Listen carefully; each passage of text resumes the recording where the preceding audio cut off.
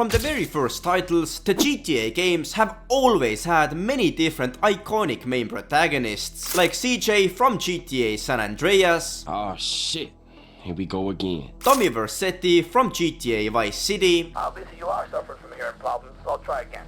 Where's the goddamn money? Or even Michael DeSanta himself. You forget 1,000 things every day, pal. Make sure this is one of them.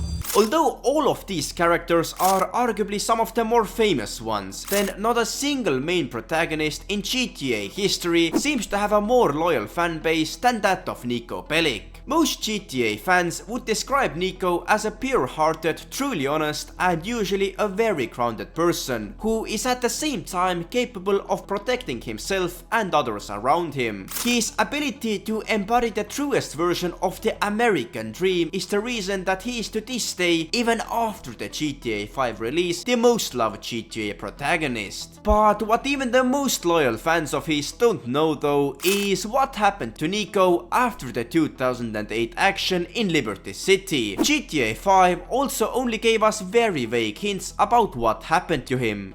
There was an Eastern European guy making moves in Liberty City, but he went quiet. But what really happened to Niko after 2008? Is Niko still in Liberty City now in 2024? Or is Niko, as suggested in GTA 5, actually dead? And another boy, Niko, who's probably dead too. Well, for these questions and many more, we finally have the answers in this documentary. To understand where Niko might be hiding nowadays, we first need to understand him as a person. Niko Bellic was born in 1978 in Yugoslavia. This made Niko 30 years old at the time of the GTA 4 action in 2008, while nowadays if Niko is alive he should be 46 or 47 years old. The Yugoslav life in the late 1970s and 1980s was actually one of the very best in Eastern Europe. But the good life all turned upside down with the collapse of the regime and wars that followed it. As basically a child soldier, Niko was also forced to fight in the Serbian army in the 1990s. As you could imagine, seeing the war horrors on the battlegrounds at such a young age will really mess with your psychology. Niko confirmed to have both witnessed but also committed numerous war atrocities, which shaped his perspective of life and injected him a degree of regret, depression and emotional detachment. In 1998, Niko's military unit was ambushed by enemy forces, killing 12 out of the 15 men. Only Niko and two other members, Darko Previc and Florian Kravik, stayed alive. After the wars, both Darko and Florian left the Balkan region and immigrated to the United States and Liberty City. This made Niko believe that these two had actually sold out the military unit during the war times, for which Niko wanted to get his revenge. And so in 2008, Niko set his way towards the US, having his cousin Roman as his only contact in the new world, who back in Yugoslavia made it look like he was living the real American dream. Upon arriving in Liberty City, it became clear very quickly that the reality was completely different from the stories Niko had heard. So, you full of crap or what? What? Where's luxury condo? Where's sports car? Where's Barbara with big titties and Stephanie who sucks like a vacuum? What are you talking about? In your letters to my mother, in your letters to me, all I hear about is Mr. Big, Mr. Roman, living the American dream. Sports cars, condos, women, money, the beach, opportunity. I come here and the only thing big about your life is the cockroaches. That's right. I got the best cockroaches, I got the best pets. Screw you, you idiot. Okay, I'm an idiot, but you must admit, I have the best line in bullshit you ever heard. Yeah, this I know, asshole. Despite the initial disappointment of the living conditions, Niko didn't forget his mission of why he came to the US at the first place. Niko started helping Roman with his small taxi business and later on, through Roman's connections, took work from the Russian Raskolov Mafia. Eventually, Niko also seemed to find himself a girlfriend in Liberty City called Michelle. But as it later came out, Michelle was actually an undercover agent for the IAA, sent to keep an eye on Niko's actions. Michelle's real name was Karen Daniels, who was, after the GTA 4 actions, also seen in GTA 5 in 2013 when he was harassing an Azerbaijani man in the IAA headquarters. Talking about, I installed cinema equipment, not surveillance. Grab his other arm. No.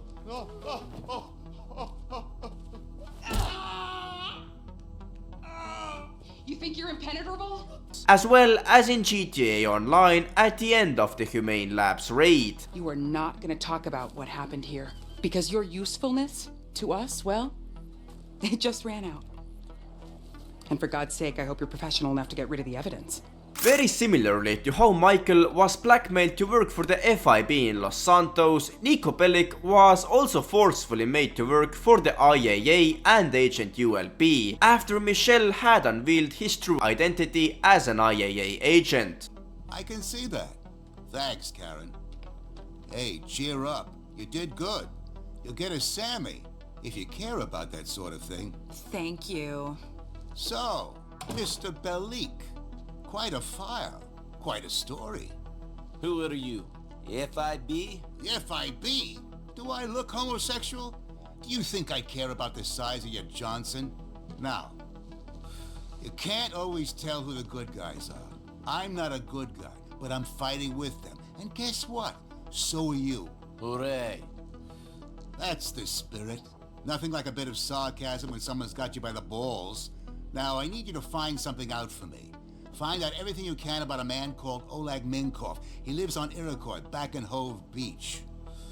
And if I say no? I hand your file over to those cretins in the FIB, and organized crime has dealt another serious blow. Go to his house. Any problems, call this number. What's your name? Not relevant. Call me. Very soon. To be fair to the IAA, they actually do seem to be a lot more honest and fair than their colleagues at the FIB. While in Los Santos, the FIB continued interrogating Michael, Trevor and Franklin to work for the Bureau time and time again, at one point even trying to arrest Michael. Then Agent ULP kept his promise of finding Darko Breivich, the man Niko came to search for in America. As the GTA 4 story action ended though, the game left a lot of loose strings about what happened to Niko after his missions in 2008. And as GTA 5 is to this day still the only other game to take place in the HD universe, then it is also logical that we would find clues from the current title. Niko is actually mentioned several times in the GTA 5 actions, though quite briefly. The first time he is mentioned by any of the characters in 2013 is by Lester, who refers to him when talking to Michael about putting together a crew for the Vangelico heist. Are no old guys. Moses, ironically, he found Jesus. All those Irish crazies, they mostly just disappeared. That crew from the south, they all went down. There was an Eastern European guy making moves in Liberty City, but he went quiet. As you could hear, Lester said the Eastern European guy in Liberty City to have gone quiet. What this might have exactly meant is quite unclear, as it is a very vague answer. It could either mean that Niko ended his criminal activity in Liberty City after 2008, or that Niko is actually dead. And the proposal that Niko might be dead becomes relevant again during the Palito Bay bank robbery. If a crew member Paki is chosen to be part of the heist crew, he is asked about his past heists by Trevor Phillips. And well, this is what he had to say about his most prolific heist in Liberty City, but also about Niko, who he completed it with. I ran the crew. It was me, my brother Derek, God rest his soul, my pal Michael, God rest his soul, and another boy, Niko, who's probably dead too. They're all dead. Must have been jinxed, huh? All I know is I live to tell the tale. Packy referred to Niko as probably dead too, which also greatens the possibility of Niko actually being dead. The only thing that gave the GTA community hope was that Packy said probably, so Niko's death wasn't yet 100% confirmed. But these dialogues weren't the only references to Niko Bellic in the game. The GTA community also found this poster that is clearly depicting Niko near sandy shores. If we actually take a closer look at the poster, it is issued by the Liberty City Police Department and includes a description of a 28 to 32-year-old man. Now, how old was Niko during the GTA 4 action in 2008? That's right, Niko was exactly 30 years old. So this poster was actually issued not in 2013, but rather in 2008. It is further confirmed by the fact that the IAA actually cleared Niko's criminal record in exchange for Niko working for them. So in reality, this poster gave us little to no clues about what had happened to Niko. Thankfully, there was a last final hint that Rockstar gave us, which really confirmed the faith of Niko Bellic to us.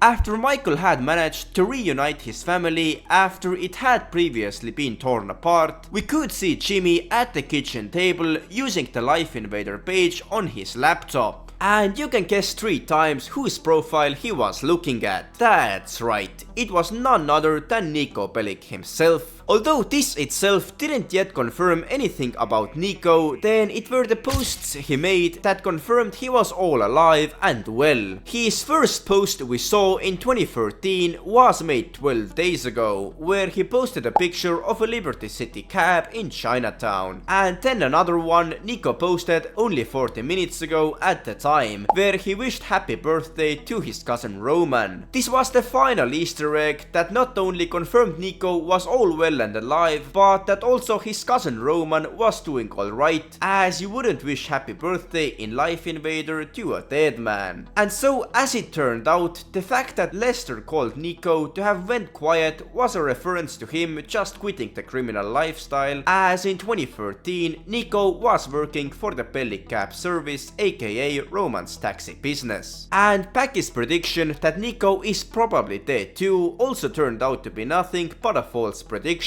Now, although these hints confirmed to us that Niko was alive and still living in Liberty City in 2013, then it couldn't confirm us anything about what may have happened to Niko now between 2013 and 2024. The only GTA title that has continued its story during that time is GTA Online, and thankfully there have been some references to Niko Bellic in our lore. All of these hints are in one way connected to Agent ULP, who other than GTA 4 also appeared in GTA 5 and the GTA Online action. In 2017, during the Doomsday Heist action, Agent ULP actually got kidnapped, and our online character, with the help of Lester Crest, was there to help him. It was then that Lester made a reference to Niko and Agent ULP's relationship.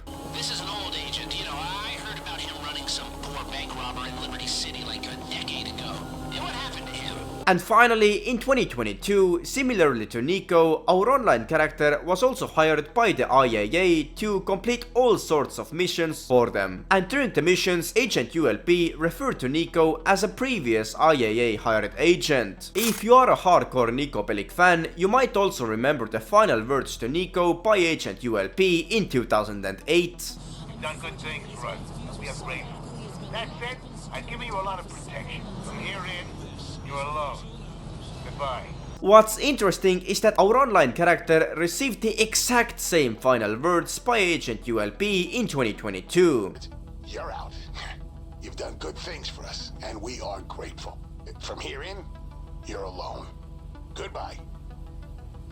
Now, although no one directly confirmed to us in GTA Online that Niko was still alive, then it is still the most logical outcome. Firstly, if Rockstar would have wanted something to happen to Niko, they would have made the hints in GTA Online more obvious about the death of Niko. And secondly, as it was confirmed already in 2013 that Niko was now working as just a taxi driver, then there really isn't no reason for him to be dead, as he hasn't been part of the criminal underworld of Liberty City for over 15 years now. And he is still only 47 years old, so there isn't a risk for a natural death. Now, the next time it would be theoretically possible that we will be reconnected with Niko is in the GTA 6 action, but for some reason I really don't believe it to be the case. Firstly, because of the fact that Niko has left the criminal lifestyle already decades ago, and secondly, I think the character of Niko fits into his own time in 2008 perfectly, but the 2025 Vice City scene just wouldn't fit the look for an Eastern European immigrant trying to live the American dream. But I guess we will just have to wait and see if my prediction will be the reality. Anyways, that is it for this video. If you did enjoy, make sure to also check out my other documentaries about the GTA universe. Thank you for watching, and I'll see you guys in the next video.